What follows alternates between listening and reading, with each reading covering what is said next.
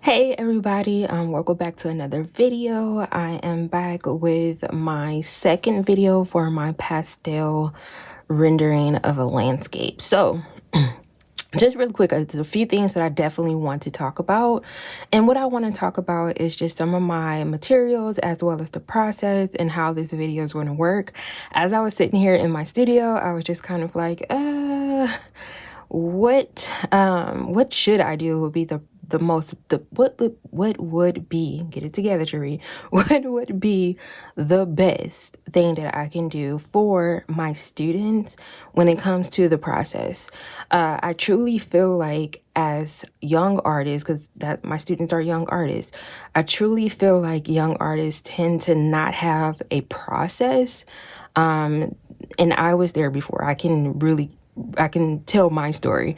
I remember when I was a young artist, I would start a drawing or a painting, had no clue as to what I was doing, but hoping for the best while I was going through the process. And the one thing that I've learned as I aged in a bit in this industry is that I personally feel like having a process saved the chaos of what art can do when you're going through the process of everything. And what I mean by that is when I didn't have a process, I was pretty stressed out producing artwork. When I had a process, meaning like a step 1, I need to do this. Step 2, I need to do that. Step 3, I need to do this. When I did have a process, it made the anxiety go away. And I had an idea of what I was doing in each step. So in this video, and I'm going to try not to ramble too much, but in this video, I decided to make a third video for this unit. So my drawing with color students, although we're not there at this moment, but when we see this video, we will be there.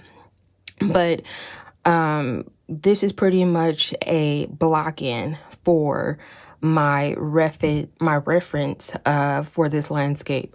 And what I mean by a block-in is I'm going to go in and block in all the color that I actually see in my reference photo.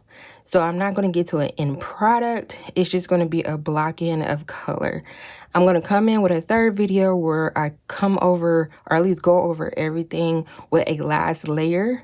And I'm going to use my soft pastels for my last layer. So I'll talk about that when I get to the third video. But in this video, you guys, there's a few things that I want to talk about when it comes to supplies. So when it comes to supplies, you guys, I am going to use new pastels. So I do want to talk just a bit about my palette. So my palette, you guys, my new pastels, of course, they're not in their case. I have a weird method with my pastels. I don't know why, but I use these little containers because I actually like the fact that I can sort out my pastels. I know which containers have what pastels in it. These containers have some of my new pastels in it, and as you can see how I'm organizing my colors. But I like this because it definitely does help me pull out colors that I definitely do need. So although this has nothing to do with this video, but if you are learning or starting, I think having something of this kind of method for your supplies definitely does help. It helps me a lot, and it's fairly cheap to buy these little plastic bowls or whatever they are.